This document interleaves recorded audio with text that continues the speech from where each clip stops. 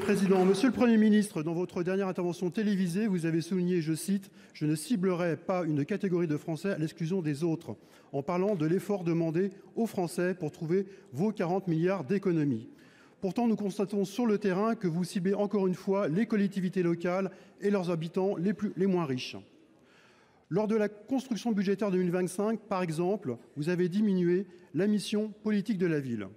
Il y a une semaine, à quelques jours de l'été, nous avons apprécié avec amertume la mise en œuvre de vos choix politiques. Ils s'expriment par exemple dans nos quartiers prioritaires par la réduction de 30% des fonds consacrés aux opérations dites quartiers d'été à destination de notre jeunesse. À croire que le gouvernement n'a rien retenu de ce qui a conduit aux émeutes de 2023.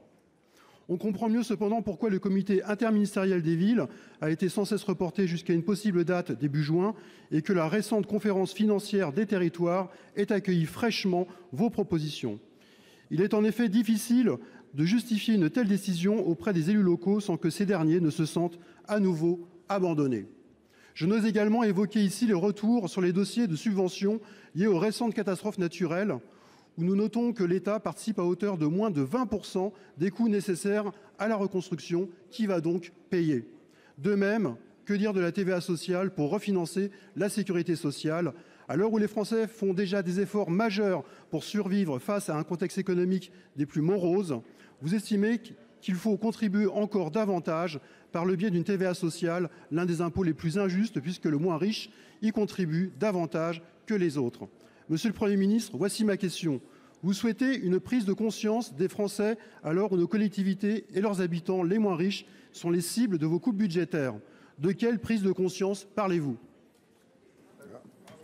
Pour vous répondre, la parole est à la ministre chargée des comptes publics.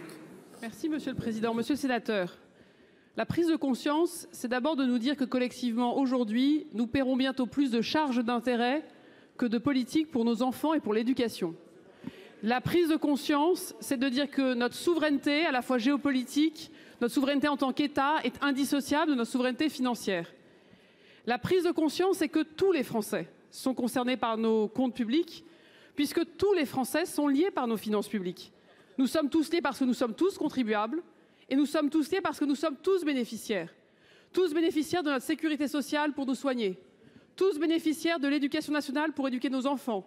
Tous bénéficiaires de la protection de nos armées pour la défense. Tous bénéficiaires des investissements pour la transition écologique.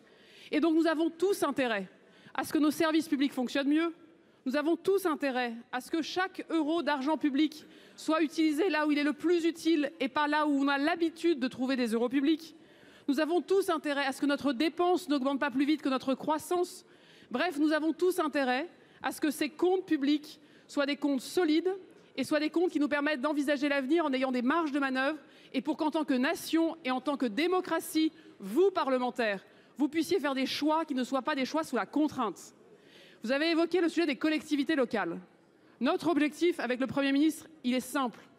Les collectivités vivent sur des mandats de 6 ans quand elles sont des communes. L'État vit sur un horizon d'1 an avec un budget annuel. Nous ne pouvons pas travailler ainsi. Cela est source de frustration, d'incompréhension, de beaucoup d'inefficacité. Et nous devons aux élus locaux de la prévisibilité et les élus locaux doivent et nous devons et ils doivent aussi pouvoir pleinement contribuer à cet effort national. Nous n'opposons pas les Français les uns contre les autres, mais nous voulons retrouver de la confiance avec de la transparence sur là où nous en sommes et là où nous allons, tiens, en un mot, arrêter de faire augmenter notre dette et les charges d'intérêt qui y sont liées. Monsieur Barroso, quelques secondes. Madame la ministre, pardonnez-moi, mais c'est à vous de prendre conscience de la réalité de ce qui les collectivités. Il faut trouver de nouvelles recettes, certes, mais pas sur le dos de celles et ceux qui savent équilibrer leur budget et se serrent déjà la ceinture. La situation financière de la France, c'est votre bilan, vos choix politiques, votre responsabilité, pas celle des collectivités. La parole est